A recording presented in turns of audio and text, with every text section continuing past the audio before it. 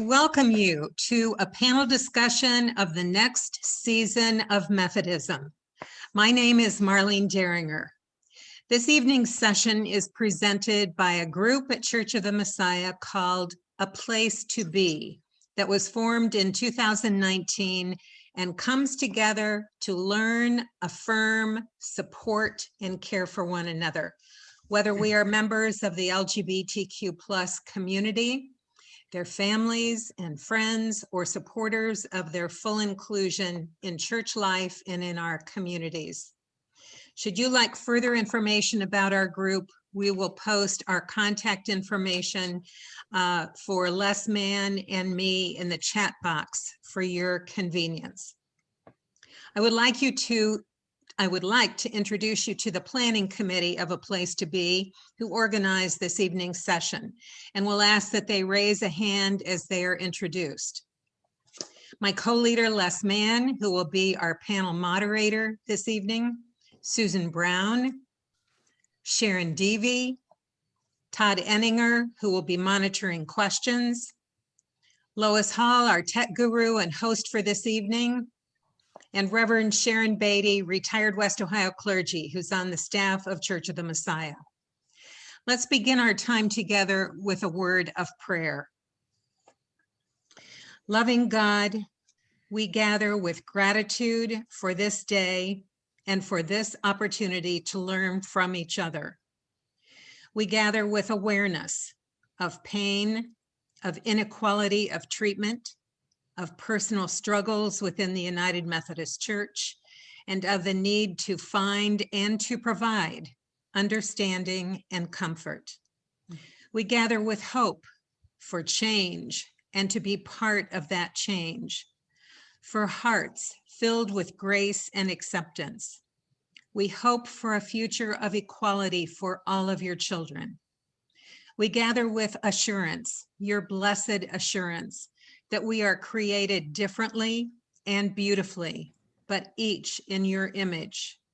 We have assurance that you are in our midst and will guide the United Methodist Church into its next season so that we can continue to share your love with all people. Amen. Again, thank you all for coming. Les Mann, our panel moderator, will provide instructions for this evening and introduce our panelists. Hi, everyone. Have you got me spotted there, Lois?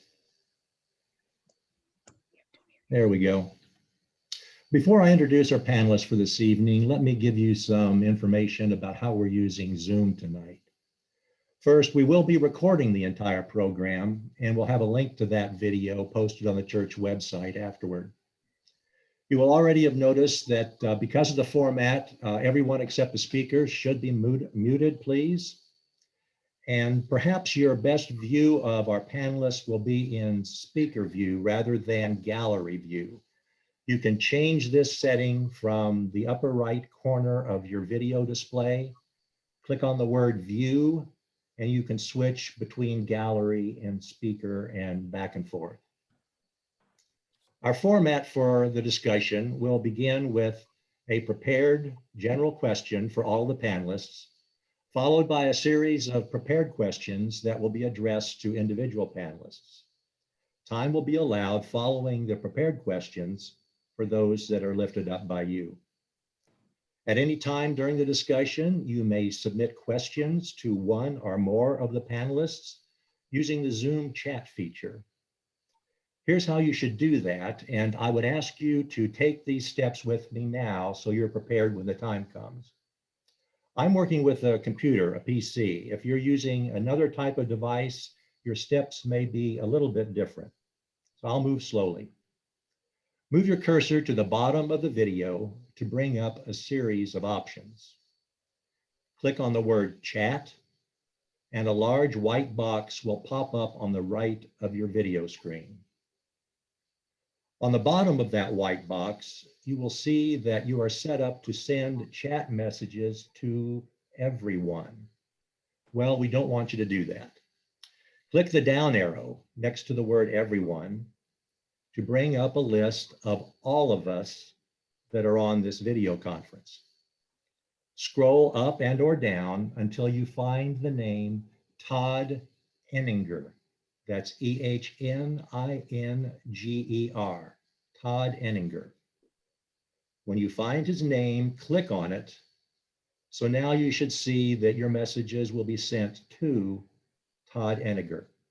Any and all questions should be sent only to Todd. That's all the setups that is required. So at any time during our discussion, you may type a question where shown there in the box. First, please indicate to which panelist your question is addressed. Then type your question and hit the enter key, and it will be sent to Todd. Todd's job is to consolidate and prioritize all of your questions before sending them to me, and I will select from those that are sent. We may, of course, run out of time before getting to all your questions. And if that happens, we, along with our panelists, will attempt to answer your questions in the coming days and post those responses on the Messiah website. Okay, let's meet our panelists. Lois, is everyone spotlighted?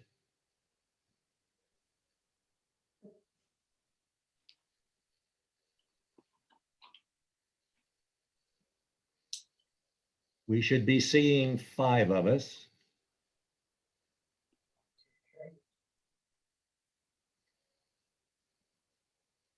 Jim, you haven't changed a bit. There's Bill.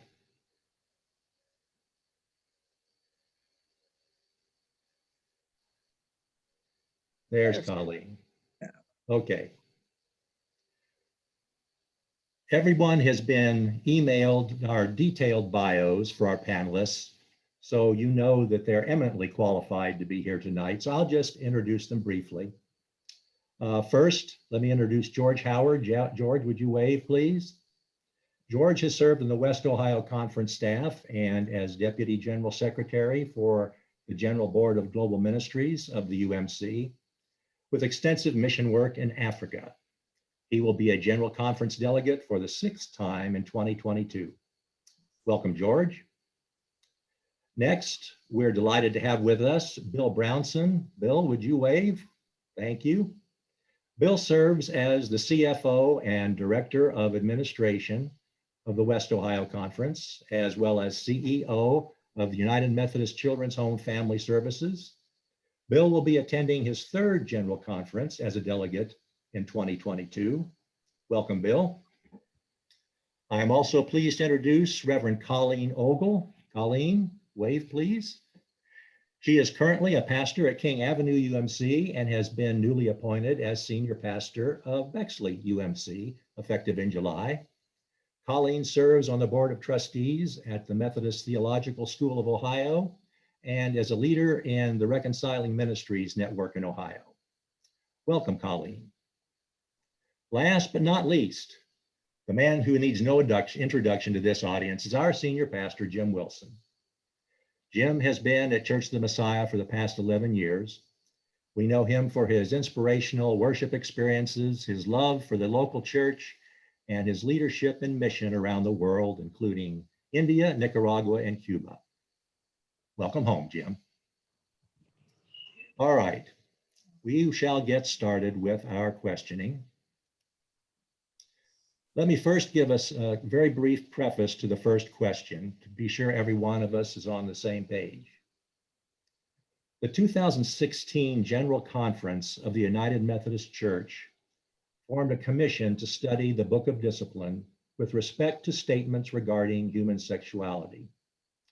That commission placed multiple options before a special 2019 General Conference that approved the traditional plan, leaving the Book of Discipline relatively unchanged. Soon, various groups began preparing legislation that would separate the denomination to present at the 2020 General Conference. So here we sit today with the 2020 General Conference postponed until 2022. Recently, a conservative faction known as the Wesley Covenant Association announced their intention to leave the UMC to form a new denomination called the Global Methodist Church.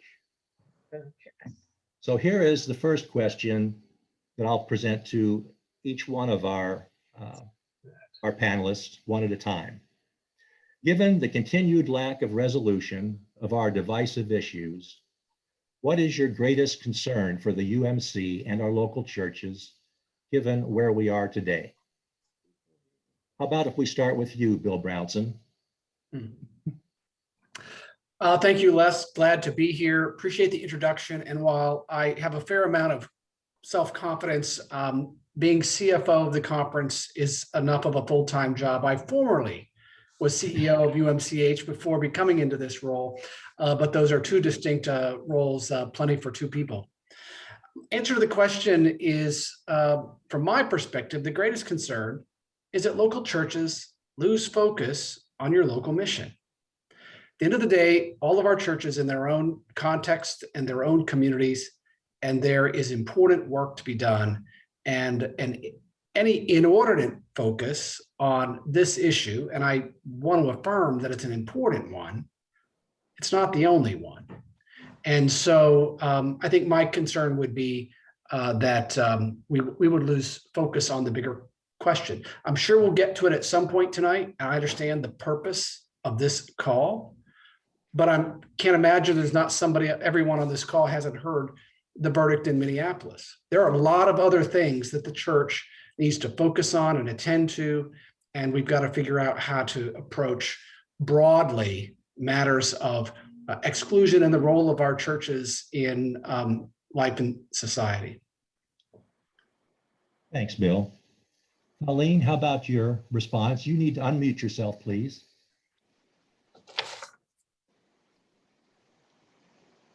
My greatest concern, thanks for having me, is for the ongoing harm that the church commits to the self-esteem of LGBTQ people, particularly young people who are in churches all over our conference.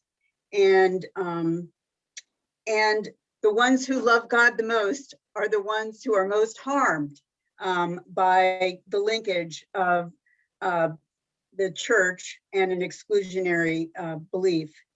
And my secondary concern is kind of like Bill's, only I'm concerned that the church is harming its reputation and its image with people who are under 40, who have a real nose for hypocrisy. And this is kind of a generalized observation. I think most of us who look at the world today see a lot of big problems, violence and despair and inequality and the environment and struggle just for families to be healthy and intact. And I don't think very many people, even of different opinions, would stand back and say that people who love people of the same gender are in the category of the greatest moral hazard. So yet the church, as we can't figure this out, is not giving confidence, I think, to the world that we have a powerful spiritual force in God that we're working on behalf of. And I just feel like it's a big hit to who we are and our brand in the world. I think the system is losing its moral authority. Thank you, Colleen. Jim Wilson, how about you giving that a try? I would echo what Bill and Colleen said, and we're just at this point, there was a day that a lot of people joined the United Methodist Church because it was called the United Methodist Church. I don't believe that's the case anymore. And especially in our area here in Westerville, there are plenty of options. Denomination after denomination is taking its turn on the stage in which we're on. Our problem as United Methodists, we can't get off the stage. You know, we have prolonged this and prolonged it and prolonged it. And the longer we deal with this, the worse it hurts the local church. So once again, like Bill said, this is an important issue. I get that. But at the same time, it's the environment in which we live in is going to say, hey, if you can't figure this out, we're moving on. It's hard enough to be the church under normal circumstances, and it's a challenge. Thank you, Jim. George? Yes, to all of that. I would add that my discipleship has been formed by being part of a church with people who think differently than I do. And those differences come in all sorts of ways. And I think that the greatest danger is to segment us into like-mindedness and reduce the capacity of God to work on us through people who think differently than we do. And I love being part of a broad-minded church. Thank you, George. I'll start asking some questions to each of you individually now. And George, just take a deep breath. I'll go back to you here first. My first question to you is, the UMC is global, it's multicultural, and it has a very complex structure. And yet we have a single book of discipline. Can you give us an idea of how groups within the denomination have proposed resolving our differences? In 3 hours or less? Sure. So let me start. In 2016, General Conference met, drafted changes to the Book of Discipline. And one of the things they did was they set aside a committee. It's called the Standing Committee on Central Conference Matters. But they set aside a committee to say what parts of the Book of Discipline are adaptable by central conferences outside the United States, and which parts can only be adapted by General Conference itself.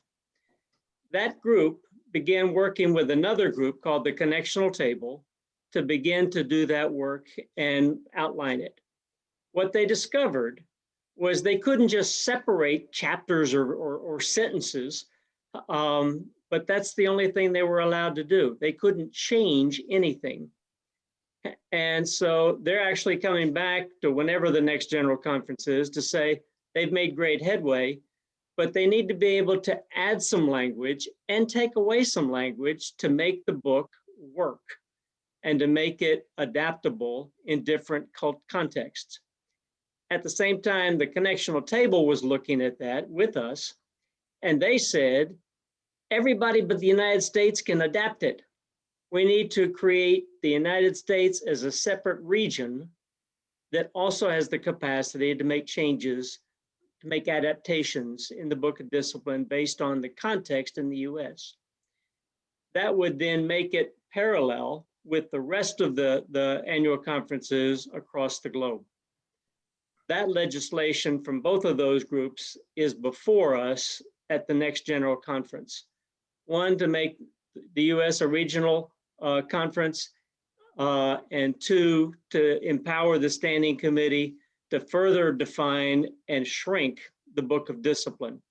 It would have to come back to the next General Conference, but to do that work. Those are two major groups. Les, I could talk about the protocol of the Christmas covenant, or if you've got another question. Go right ahead and tell us where those two last mentioned fit in. So the late Bishop Yambasu from Sierra Leone pulled together an ad hoc group of caucus leaders from across the spectrum, the theological spectrum. And they began to do some work on what became known as the protocol. And the Michigan Annual Conference approved it once it was done and forwarded it to General Conference. So it will be before us as a General Conference, even though it didn't go in the way the rest of the legislation went. And I won't go into all that. It'll be before us. Okay. They agreed on criteria for this new denomination and what it would take for churches and annual conferences to leave and become part of it. They agreed on a financial arrangement where the new denomination would receive $25 million, and others, if they started, could receive up to $2 million. And they agreed on a moratorium on charges and trials. They don't have any authority to do all of that work, but they did that work and have put it before the General Conference. So that's where that is. The Bishop Yambasu, who was leading that, was tragically killed in an automobile accident in Sierra Leone. And that group has continued to do some work together since that death and since the legislation was submitted. The second is the Christmas Covenant.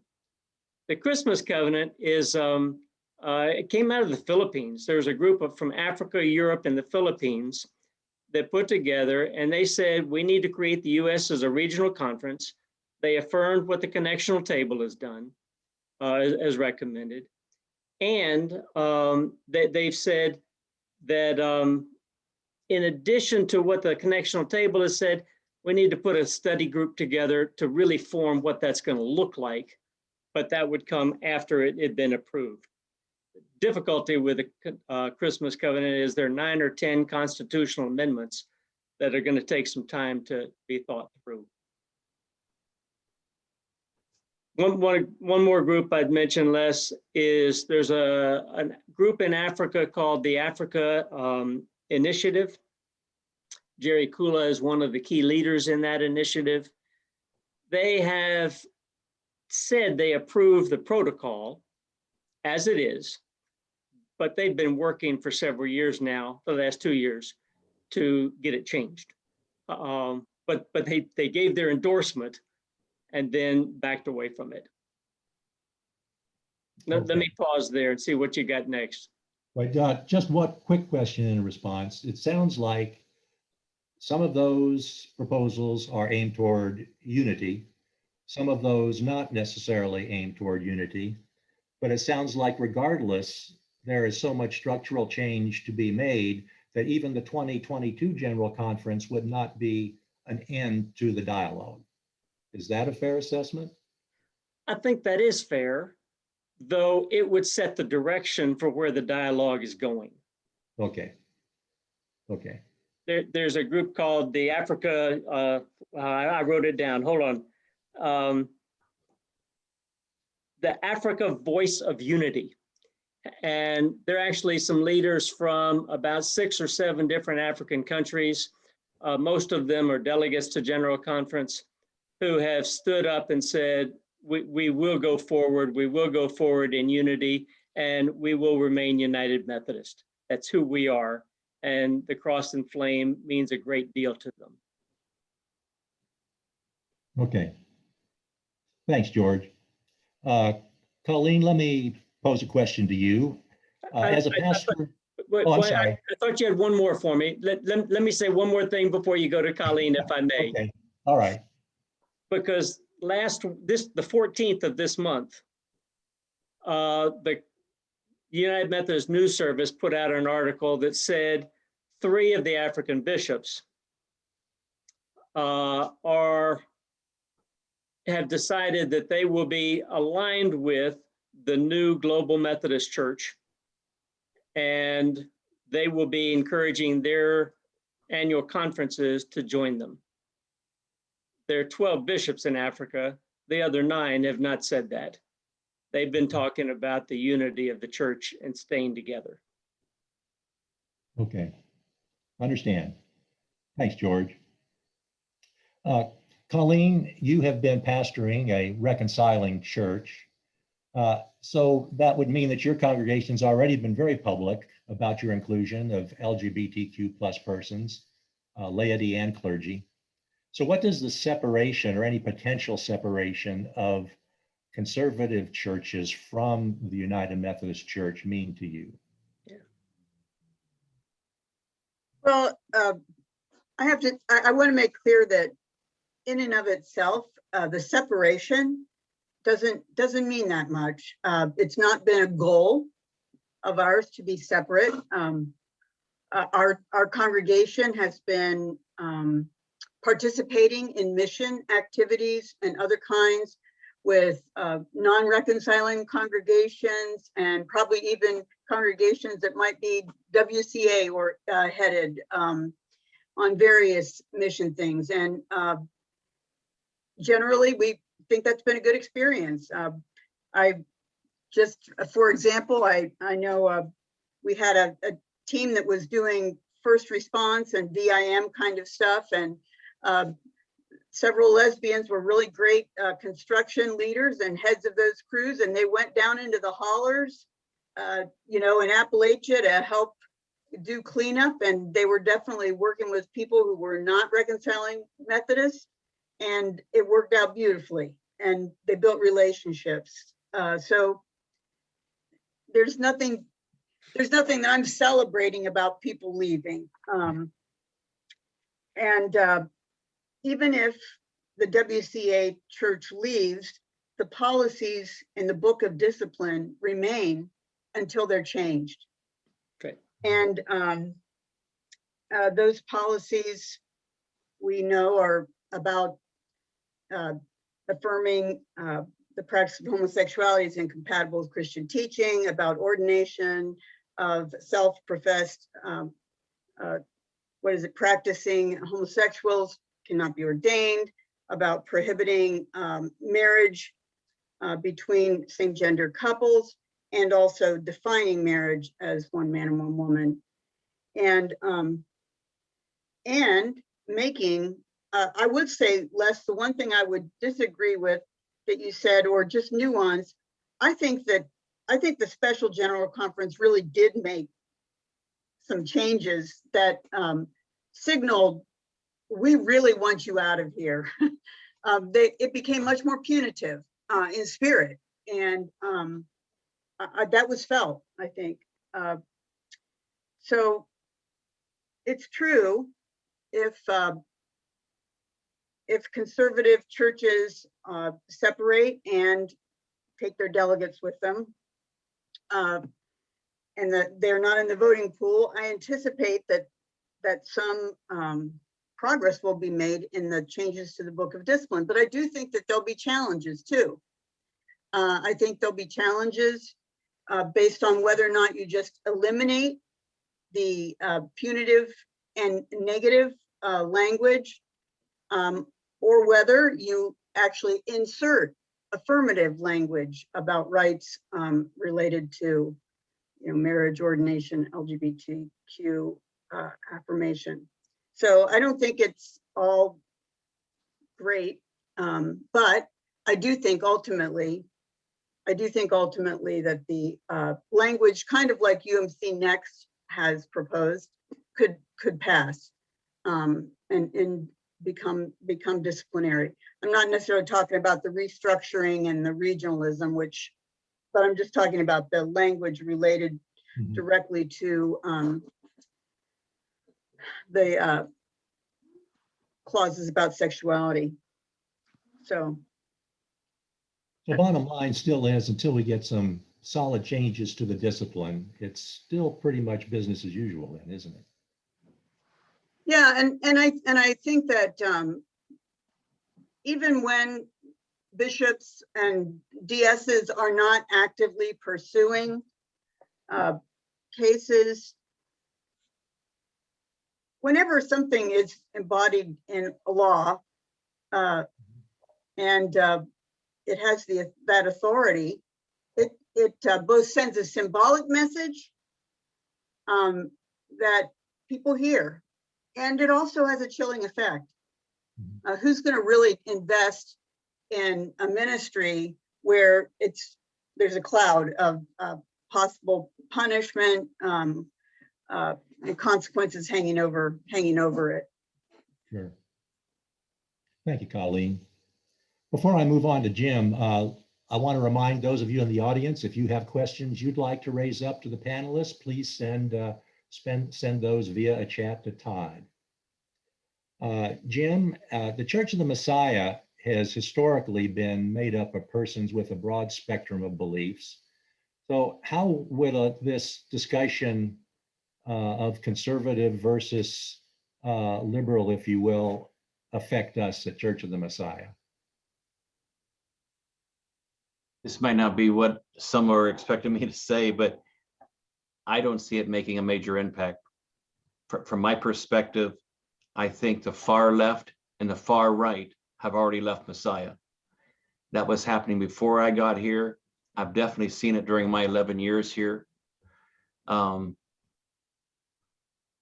the greater challenge now is those in our congregation that hold traditional beliefs are the ones who feel very, very marginalized, or at least express that to me more than the progressive side. People have come in my office and said, Jim, you know full well, if we speak up with a traditionalist viewpoint, we'll be destroyed. And I try to talk that emotion down to say that there's room in our church for diverse opinions and understandings and beliefs. Even today, I was approached by a parishioner who said, come on, Jim, you show me where the conservative voice is on tonight's panel. I said, listen, I said, we're all in this together. We can do this. We can do this. So,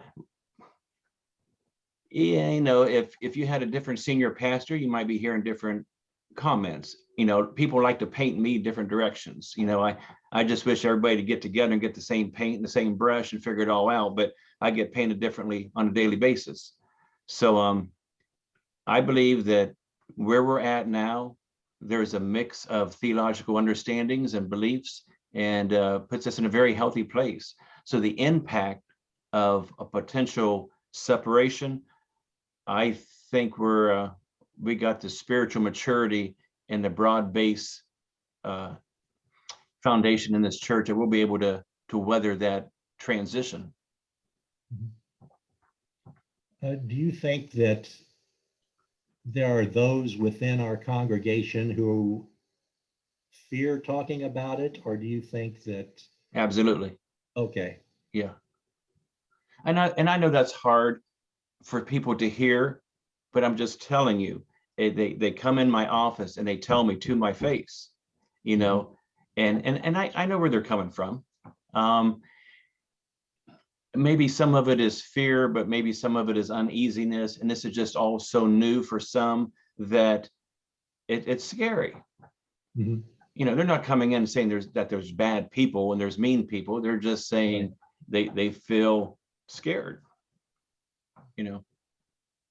which I think is normal. Yeah, indeed. Bill, question to you, please.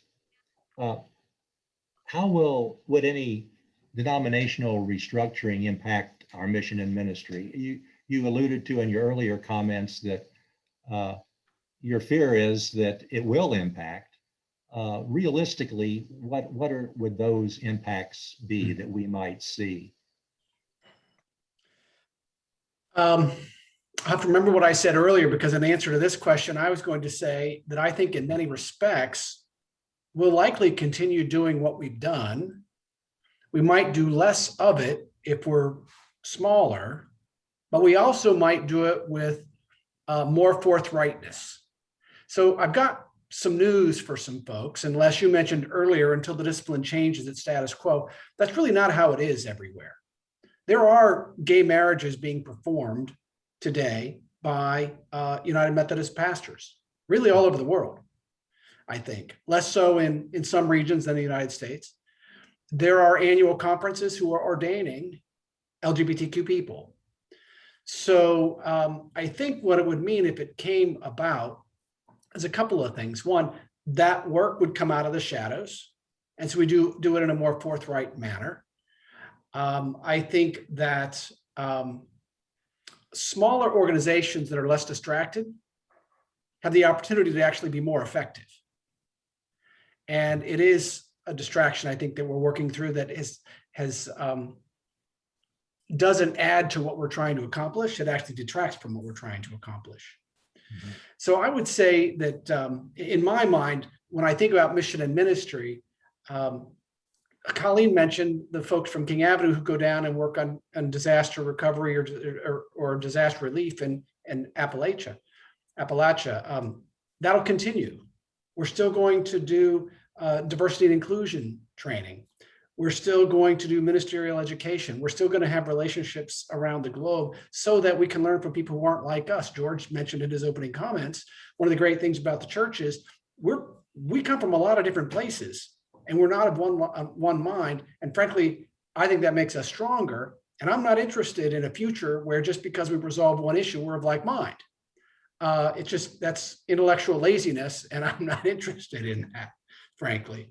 So in my mind, I think that's how I would answer the question about restructuring. I do want to maybe put a number on this. People are concerned about what the impact is. And let's be clear, Jim mentioned that some folks on either end of the continuum have already gone. That's true in a lot of churches. And in the future, some churches on either end of the continuum may go. I can think of two right now that are the far left that have most recently separated. So it's not always on the far right. And then I would say that the third thing is some annual conferences may go. But in the aggregate, and in West Ohio, if somebody says, Bill, what do you think the financial impact's going to be? I think the financial capacity is not going to be reduced by more than 20%. Now, will more than 20% of the churches maybe go a different direction? Probably. But there's two considerations there. One is, what's the scale of those churches? And how financially involved and engaged are they already? So a church that's small, that hasn't really been part of the connection for a long time and participated with apportionments, no impact on finances, right? A church that's small but participated, a lesser impact. So at least that's from where I sit, and that comes from some survey and some modeling I've been doing with our superintendents over the last few months. So that's where I come in around that number. And I think you could take it 18% plus or minus 3%, plus or minus 4. But think about that. 80% of where we are focused more like a laser on things that matter missionally could have huge impacts on the work we're trying to accomplish together. Very good. Thank you, Bill.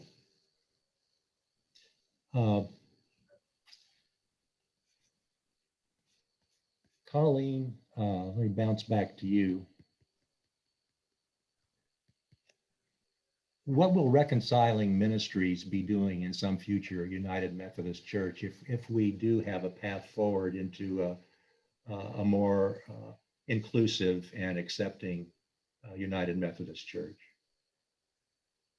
I love that question, because there is so much that they're going to be doing, and Reconciling Ministries Network really formed around organizing and encouraging grassroots change. It worked, win one heart at a time, individuals, groups, then congregations, maybe the denomination, but they really are good at storytelling, bringing people together, education, kind of gentle things that open people's hearts and minds. And I think I was surprised initially. I don't think RMN, the official organization, had as powerful of a voice in the negotiations about the options that came forward to General Conference. They didn't have as strong a voice as I expected them to. But looking back on it, I think it's because they weren't really formed for that purpose. They weren't really primarily about structural change. They're about human change and grassroots, opening people's hearts and minds. And since the 2019 special conference, they have really recommitted themselves to grassroots work. And they've gotten more resources, to have more organizers, and they've just recommitted themselves very explicitly to what they do best. I want to share with you a statement from their website that kind of picks up on this. While we need General Conference to do its part in changing official polity, and while we continue our work to influence denominational change, we know that neither a change in the Book of Discipline nor an option for traditional churches to leave will instantly produce a denomination that affirms LGBTQ people and practices intersectional justice. Policy doesn't change hearts and minds. Relationships do that. Study and storytelling do that. Individual Reconciling United Methodists, alongside our family of reconciling communities, and I'll say a bit about what all those are needed to influence this important shift. And the network of RUMs on the ground and throughout the connection is strong and passionate. Since the special conference, the Reconciling Ministries Network has grown from about 1,000 communities to 1,367 communities. So they're still doing their work. I anticipate that work of helping congregations start to open up and then become culturally competent to be hospitable to all kinds of people will continue and will be a beautiful thing. They are also now, in the meantime, we've really had quite a bit of reckoning around intersectionality and racial justice. And they're an organization that's equipped for organizing around justice in general. And they have explicitly added kind of that intersectionality into their focus. So I'm just really excited what's happening with the Reconciling Ministries Network. And I believe it will have a lot of work to do in the future. I want to say they have a campaign right now called Rooted and Rising. And they are getting a staff person who is an organizer working with a team within each annual conference to really rev up their grassroots work, going out and telling the story to different places wherever anyone will listen, so that people get a personal picture of the dignity and the spiritual journeys of LGBTQ people. Our organizer is Reverend Dr. Izzy Alvarez for North Central Jurisdiction. He's an ordained elder in the Philippine Methodist Conference, and then now lives in the United States, did his doctorate at the seminary in Berkeley, and he's a delightful person. So the Reconciling Methodist churches in Central Ohio meet once a month on Thursday mornings. It is clergy and laity. It would be great. You don't have to be part of an official Reconciling United Methodist Church to send representatives and get to find out what's happening and coming along. Your ministry at Church of the Messiah, I'm not trying to cause problems. I just want to suggest you could become a reconciling community. The whole church doesn't have to do it. In the state of Ohio, for example, there are campus ministries that are reconciling communities. There are Sunday school classes within churches that are reconciling communities. There are United Methodist women's groups that are reconciling reconciling Methodists. There are just individuals who sign on, and now they're developing something called regional reconciling networks. So, and there is one of those down in Cincinnati area in the tri-state reconciling ministries. So there are lots of ways you can start getting connected to people and getting resources to just kind of help spread the word. And they have good training opportunities. When I was a senior minister at Marion Epworth, I invited a group of about 6 or 8 lay people to make a trip down to Columbus. It was hosted at King Avenue at the time, but Reconciling Ministries was doing a day of sharing and conversation about human sexuality. And we had a delightful time. It planted a lot of seeds in a pretty conservative town, even a fairly conservative church. And those are the kinds of resources you can tap into with our RMN.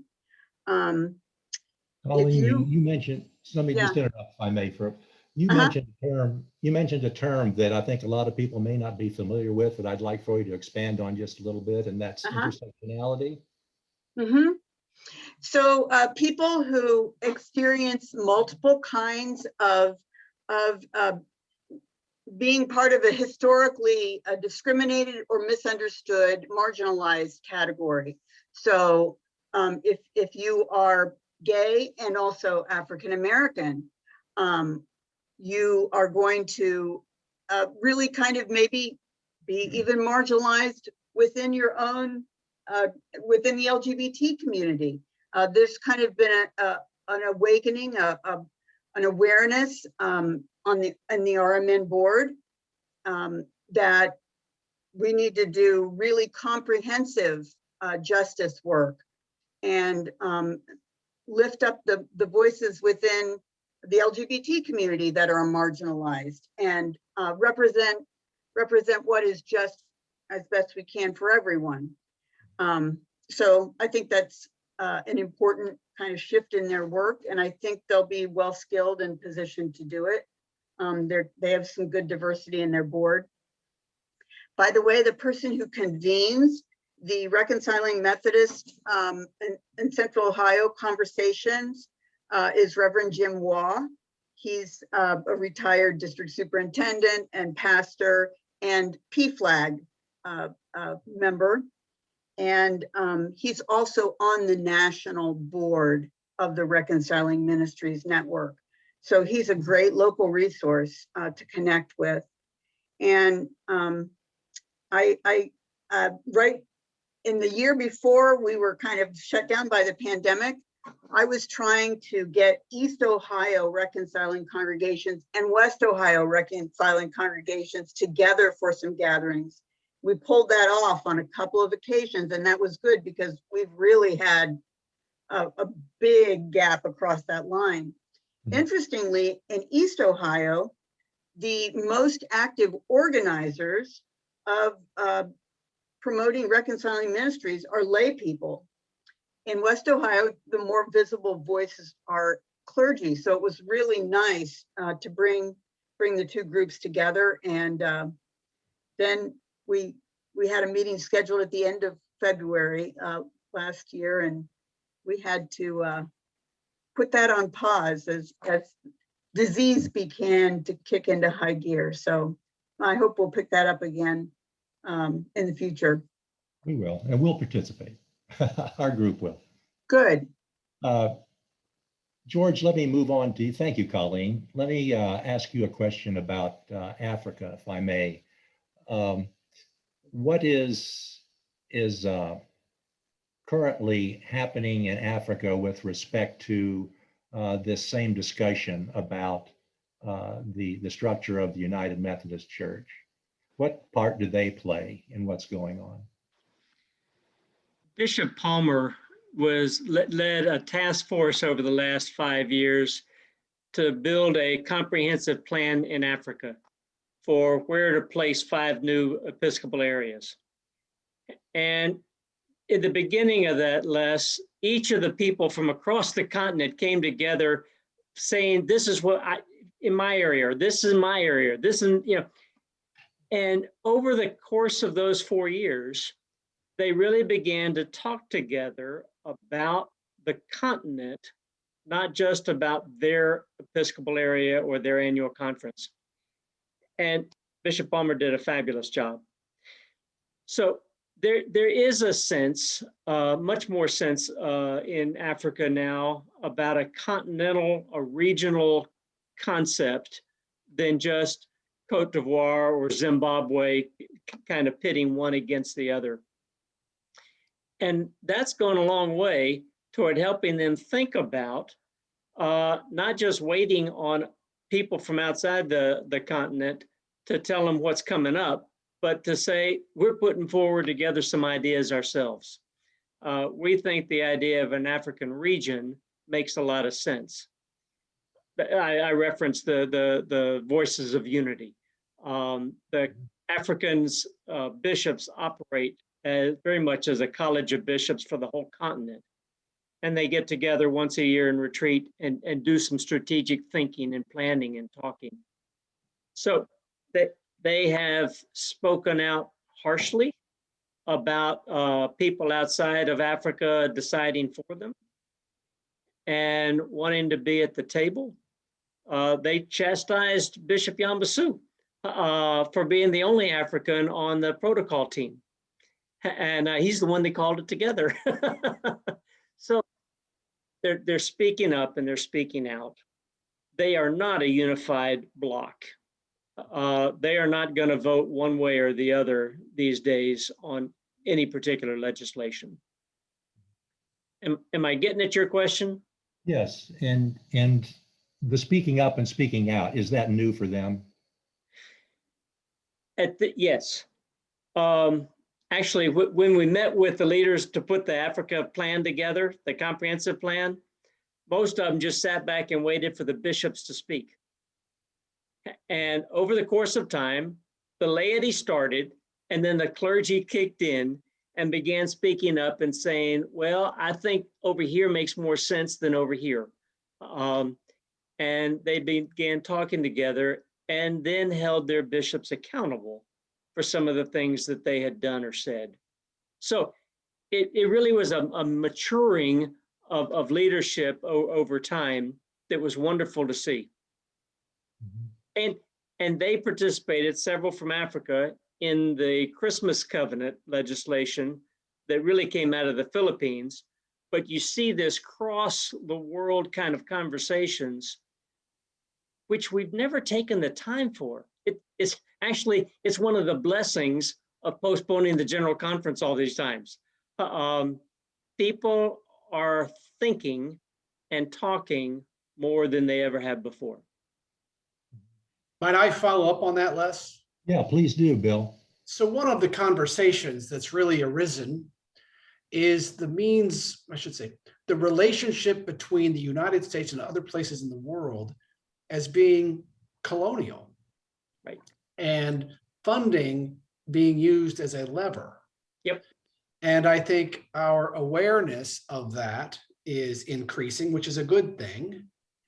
And I think other parts of the world are saying, we're not necessarily agreeing with you on the theological direction the United States might go, but we really wish you would go fix your stuff, because we're tired of your stuff not getting fixed, interfering with what we're trying to do in healthy ways together, missionally and other such things. So to me, that's one of the shifts. Perhaps, George can speak to it more directly with laity and bishops, but I think they're ready for us to deal with our stuff, and they're high time ready for that. Oh, if I may, Bill, that's exactly right. And that's one of the reasons why many of the Africans leaders have been pushing for the U.S. to become a region of its own, because we in the United States don't have a place to deal with some of this stuff outside of General Conference. And if we become a region, then we can deal with stuff on our own, just like the Congo can deal with stuff or Europe can deal with stuff. And they get excited about that. And to reduce the amount of stuff that they have to talk about that really is US centric. Go ahead, Colleen. I just wanted to throw in, because this reminded me, one of the things that RMN is doing is also trying to work internationally. And every time there's a new RMN congregation, there's a celebration on the web. And there are now, I think, 2 RMN congregations in Africa. One is in Kenya.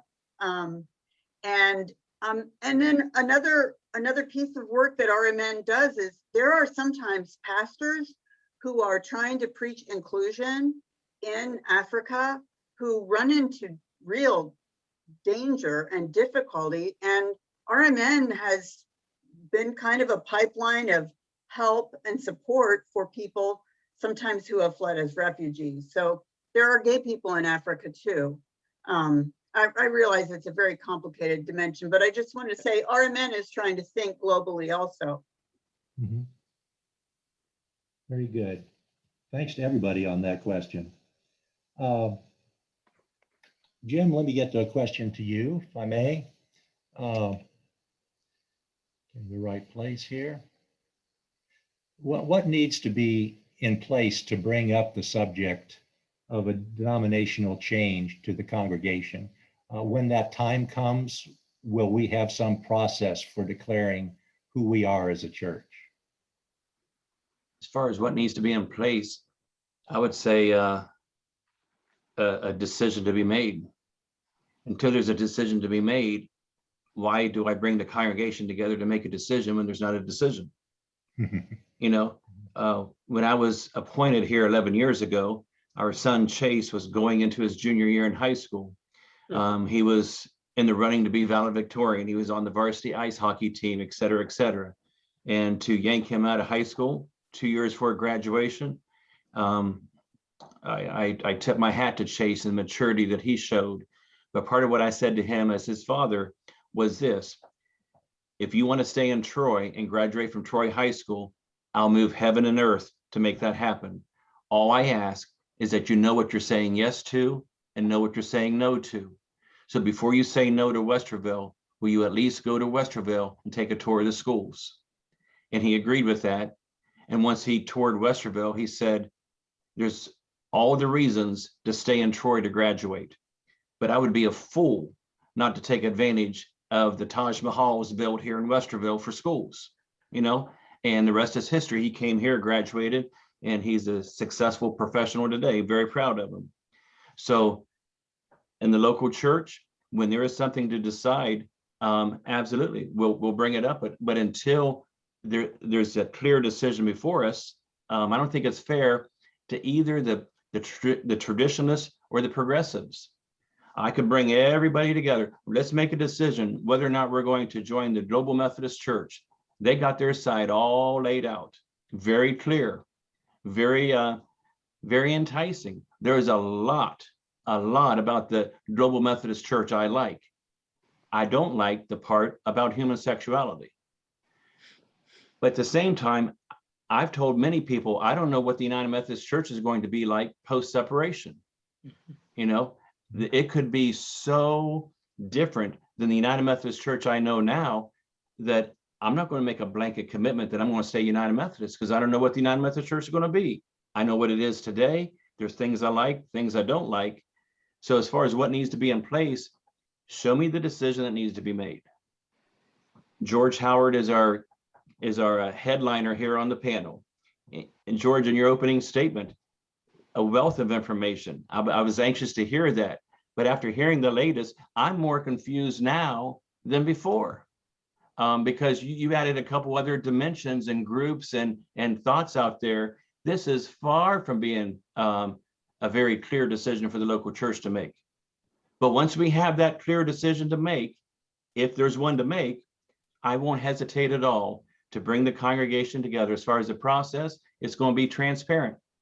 You know, I know there's some in this gallery this evening that probably disagree with me on that. But all I can say is, you know me long enough. I'm going to be transparent, lean on the leadership board, and it's a congregational decision. It's not Jim Wilson's decision. Jim has to make his own decision. A clergy person is going to make their decision, and a local congregation is going to make their decision.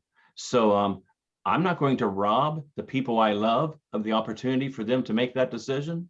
You know, I'll do everything I can to make sure that the traditionalists and the progressives feel welcomed in this church, that they feel safe in this church, and that we can act like Christians and make a decision for the future of Church of Messiah. And then I'm going to do what I have to do in my own personal decision. For me personally, if you're anxious to know what I'm going to decide, this is what I keep wrestling with. Do I want to be a liberal in a conservative denomination, or do I want to be a conservative in a liberal denomination? That's all I got. So it's complicated. It's tough. We've on multiple occasions, we've mentioned the Global Methodist Church, and obviously, yes, we do not have a representative of that group here. with us tonight. Is there any one of you that could at least tell the audience what that group is and what they currently have said they will do or who they are? Do you have any volunteers for that? I'll start, and Okay. the rest of you can chime in. When I'm in a clergy gathering and I'm the odd duck out, I'm the radical, progressive, liberal pastor, and then I come home and I'm the exact opposite. But when I'm in the liberal and with all the other conservatives, the way they describe it is the Global Methodist Church, no more guaranteed appointments. I agree with that. I think that has hurt our denomination. But that's a debatable thing. They would say there'll be less apportionments. That gets everybody's attention. Whether that's true or not, that's a debatable thing. They talk about how bishops will no longer be a bishop for life, but a bishop would return to the local church. I think there's some strong merits to that, but that's also a debatable thing. I go through there and there's a whole lot of things that make sense, but also on the issue of homosexuality, human sexuality, they continue to say it's incompatible with scripture, and that's where they lose me. Oh, come on, Jim. Come on, Jim. I said, yeah, okay. You want me to come over to quote your side, but you don't have a church for me. That's not the reason I'm not going. I'm going to follow my heart and my conviction. But it's interesting, the friends I have that are on that side, they think their churches are going with them. It'll be interesting to see if the churches follow them. I don't think that's going to be the case, but enough of that. Good. Thanks. I For was going giving to add, Les, that if you haven't provided it to the group, there was an email that went out a couple or 3 weeks ago from the Global Methodist Church that I thought was a helpful piece. Yes, it was their piece, so written from their narrative, but it was still nevertheless, I thought, informative in terms of what they intend. Yeah, they do have a website. I discovered that as well. So there are places to go for us to get information on what that side of the equation is. Doctrinal beliefs, their kind of version of discipline and so forth. I mean, it's a pretty extensive piece. Mm-hmm. Much of it is very similar to who we are now. Very similar, except on the issue of human sexuality. I've got a question from the audience that I think I'll pose to you now. It's not to anyone in particular, so I'll let someone or more of you volunteer here. I'm quoting the questioner here. I have heard and read that the potential split is about much more than human sexuality, including the more progressive group questioning the inspiration and authority of the scripture, the virgin birth, resurrection, atonement, and that Jesus will come again. The global group has very clearly, has said very clearly who they will and will not be. Where is that for the more progressive group? Does anybody want to volunteer? So let me offer a non-theological answer to that. Okay. Behind the question is the discussion and the debate. Jim framed his conversations with folks there around, I like a lot of this, but not on human sexuality. The folks in the Global Methodist Church would argue they are about more than that. Okay. It's not clear to me that they are about more than that. Other than how we do things, in many respects, I think there's not a whole lot of difference there. Now, are there some perspectives on the theological progressive left, if you will, that might align with what you just said, Les, in there? There may be. That's not what I hear. I mean, the groups that I'm a part of that I think of as rather centrist are not challenging core theological beliefs of the United Methodist Church, in my estimation. That doesn't mean there aren't people within it who are, but that's not where I would argue the movement is, if there is such a thing. Mm-hmm. Or not. Yeah. We don't know. If the conservative churches that are saying they're leaving actually do leave, there is a huge, and it doesn't sound very Christ-like, but I don't know what other words to use. There's a huge power void within the United Methodist Church within this annual conference. And then who comes in to be in that opening, in that void. I think that's where some people in the center worry.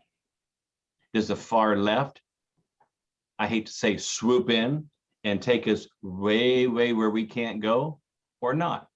And that's part of maybe my fear.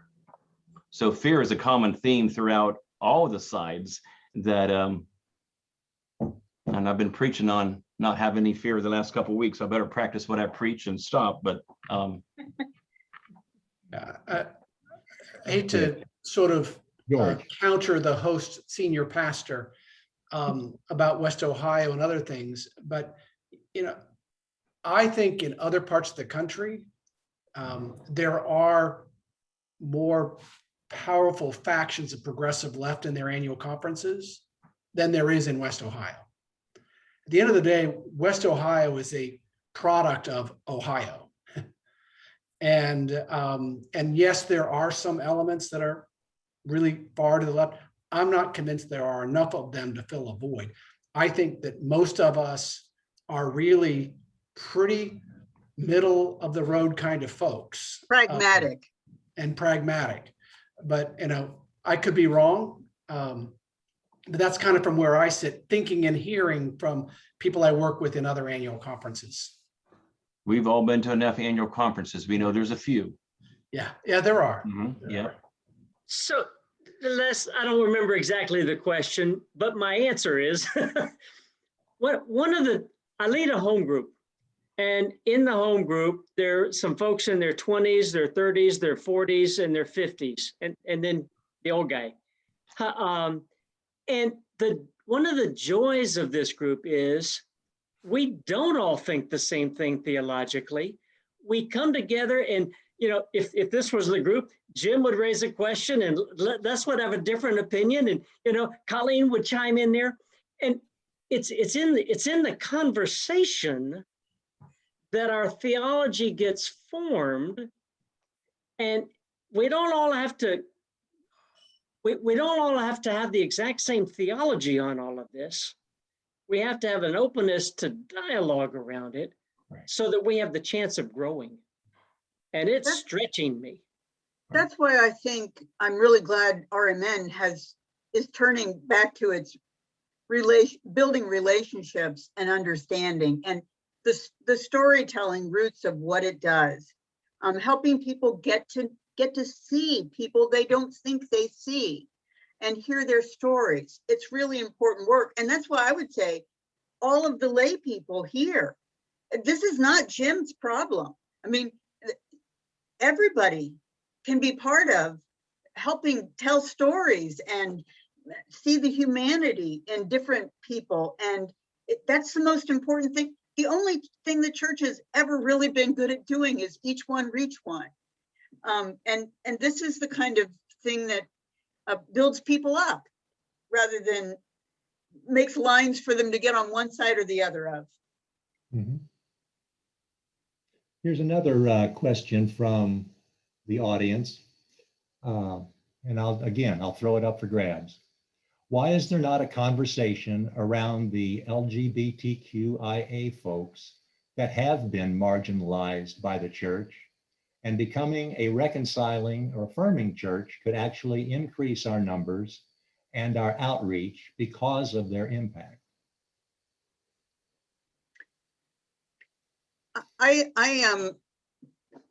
There are those conversations, and at King Avenue, we have people who look at this two different ways, and they're both legitimate.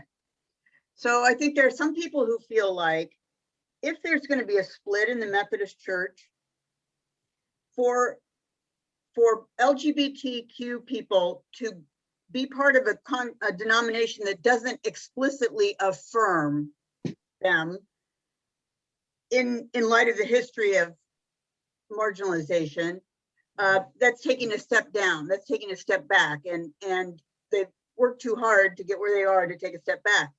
There are others who say, and I think at King Avenue, this is probably the larger portion of people who are engaged in the conversation, who say, you know what, we've been in this mixed state for a long time.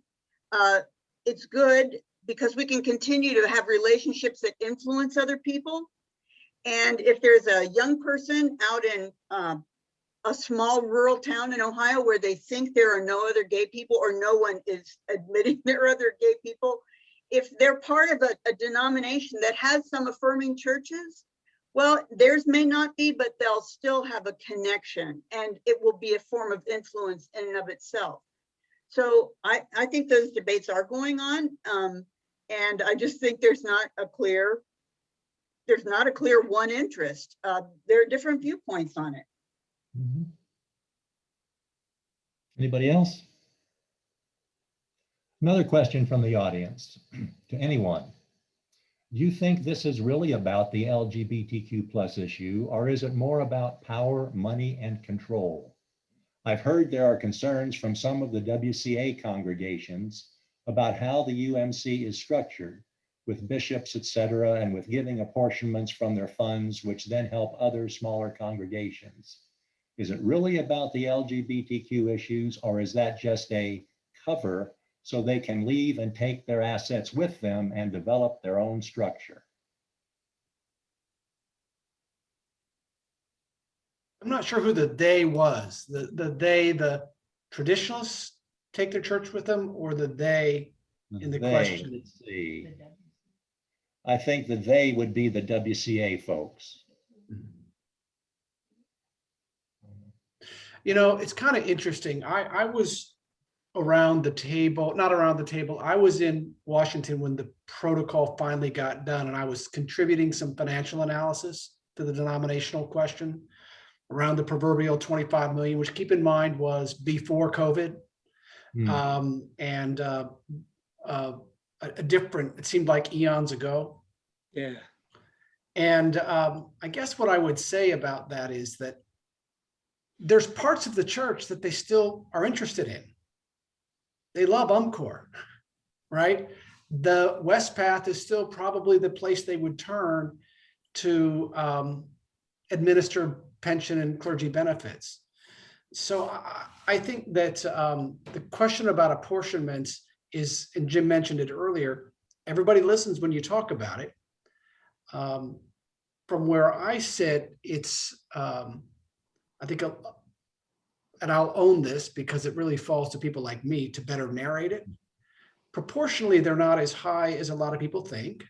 Churches like Church of the Messiah that pay more than their fair share when they pay 100% and others don't. It's a big dollar amount. And it's spread across various levels of the connection between the denomination and the conference and also districts. But I think in the question, the one thing that I heard that I might be interested in is supporting smaller churches. I'm not so sure that's the case. The reality is small churches are some of the grittiest ones we have in the entire system. That's right. And small churches have figured out how to stick around if they want to for 50 years and 100 years. So that seems like maybe a specious argument for me on that front. But that's probably a mishmash of answers to the question. Very good. Anybody else? I'm not a good mind reader. I don't know. True enough. So some of the conversations I've been in with people who are involved with the WCA, they do like UMCOR, they do like West Path. The rest of the agencies, they would just as soon disappeared. And I feel like they're more interested in a more congregational church than a connectional church. And the agencies, and there's a lot of work that needs to be done to restructure and whatnot. Global Ministries, I think 8 years ago had 160 staff and they have 60 today. So that they are restructuring, they are looking at what's the core to what they do. But I think some of the folks that are more interested in departing don't want that burden or that responsibility. And they've got questions, many of them, about the role and function of a bishop. And so I think there are some, yeah, I'll leave it at that. Yeah, I guess I'm sure that there are some legitimate theological differences that are driving this. I had the conversation with Aaron Brown and Circles of Grace several years ago and got together with him afterwards to talk about that. I think Aaron Brown has a sincere fear of displeasing God in reading scripture a different way than he reads it. And I think I really think who knows what else any of us have on our motivations, but I think he has a sincere difference of theological opinion and interpretation. And I'm sure that that's part of what's informing the WCA, and I respect that. Colleen, what you just said, I think is a good answer to the question that just popped up to me here that I'll throw out. So I'll see if you can connect it to this question. How do we separate the political leanings versus religious? I feel we are on worldly politics and not focus on God. I did not hear the difference tonight. I think for a lot of us, the most compelling thing that just grabbed our hearts was hearing, and now by this time I've heard it many, many times, the very genuine spiritual journeys that LGBT Christians have been on. And it's just grabbed my heart, and that I could not think otherwise. It's so I guess to me power politics is really not the issue. The issue is the integrity of our witness and the authentically recognizing what the Spirit has already done and, naming it. Yeah, I heard the question a little bit more institutional in nature than personal story oriented. I think the truth is we do live in a world where our stimulus from all sources is hyper politicized. And it draws us in all the algorithms. If you haven't seen the movie The Social Dilemma, I highly recommend it. All the algorithms are designed to take us progressively toward whichever direction we're biased toward. And it leaves these huge gaps. My hope and prayer actually is that the church is a place where we can hold together the conversations that in the rest of society get pulled apart. Because there are precious few places where those conversations can take place. George, you talked about your home group. You've got the folks on the call tonight. I know Church of the Messiah is a big congregation. The number of people in this Zoom call tonight is bigger than most congregations in West Ohio. Yeah. So to me, there's a place for the church to be leaders in the conversation, not because they want to necessarily put the finger on the scale of left or right all the time, although there's a natural bias among however that comes about, but because we think it's healthy for the church, it's holistic. And so that's kind of one of my prayers, is that the church can play a role that's missing today. And we have all the historical baggage that makes that hard because we are an institution. And all institutions that have been around have harmed. And wherever there's harm, there's the argument of hypocrisy if we're not doing enough about it. I get all that. And still the church can be a place where some of the most difficult conversations ought to be had in our society. Let me pose a question to each of you, sort of finish things off tonight. Because you all have different perspectives of all of these issues that we're now facing, what would each of you individually think it would be the best case outcome of a 2022 General Conference? George, let's start with you. Oh, thanks. Yeah, as soon as I saw your head go up to think, I don't want to give him time to think. Just spit it out.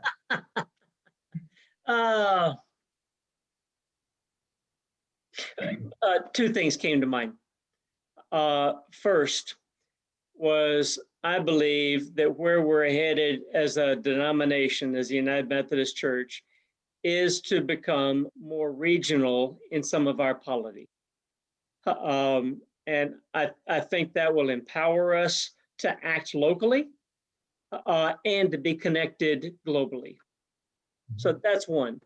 Two, as you were talking, Les, I was thinking about some of the friendships that I have, like Gaston Tambo, the pilot in the DRC, or Collins Ako, who is from Cameroon, a United Methodist missionary.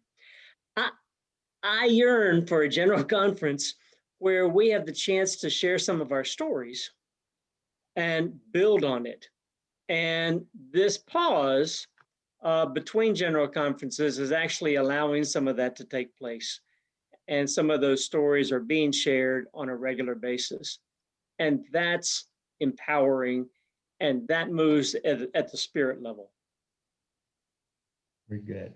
Thanks, George. Jim, how about you? I'd say best case scenario is just let it go. If we're going to split, let's just split and get it over with. This congregation was not birthed as Church of the Messiah.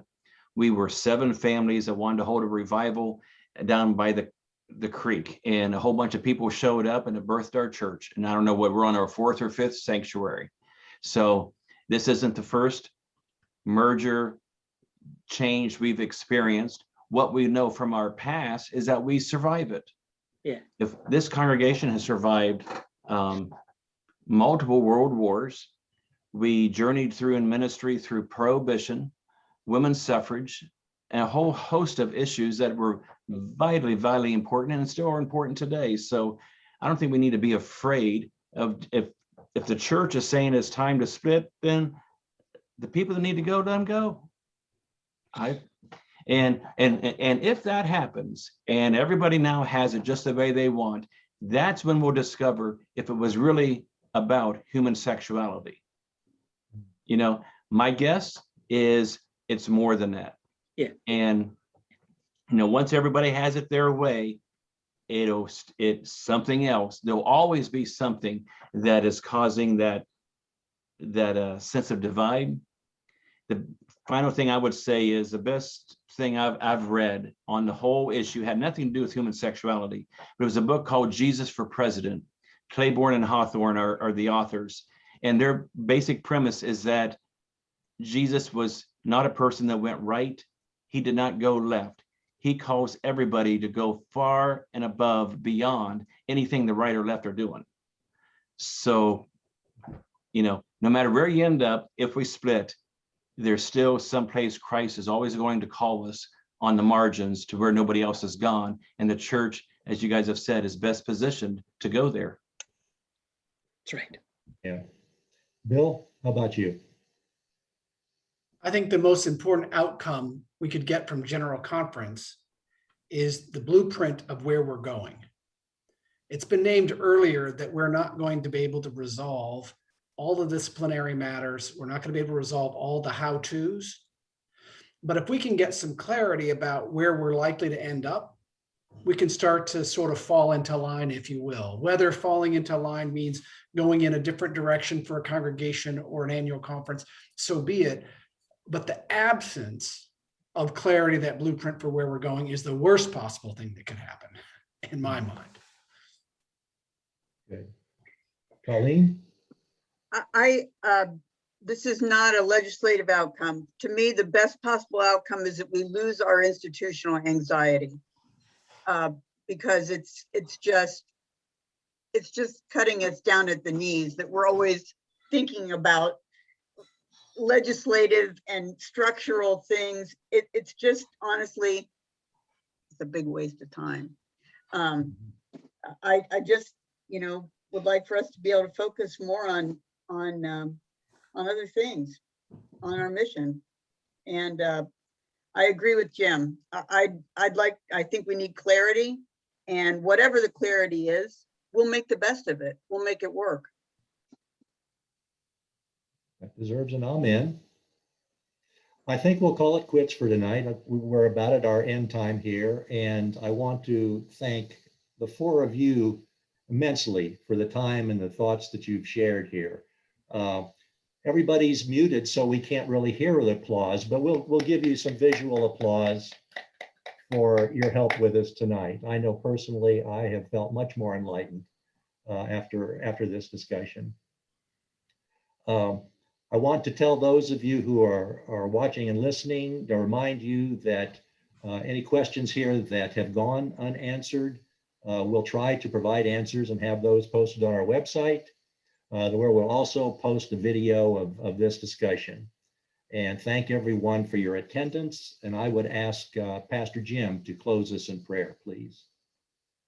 Holy and gracious God, we know that there is one reason only that we kind of clicked in here tonight, and that is our love of you and our belief in the local church that can be a place of openness, of honesty, of love, of inclusion, of respect, and that growing understanding of who we are as your creation.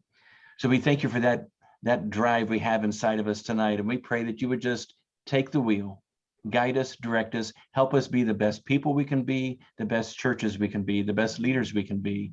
And we give you the glory for it. Go with us this night, grant us rest, raise us up tomorrow that we might embrace a new day as the next opportunity to be your people. In Christ's name, amen. Amen. Thanks once again to everyone, and those of you attending. If you have any comments you'd like to make about tonight's discussion, you've got my email and you've got Marlene's and some of our communications. So good night, and may God go with you.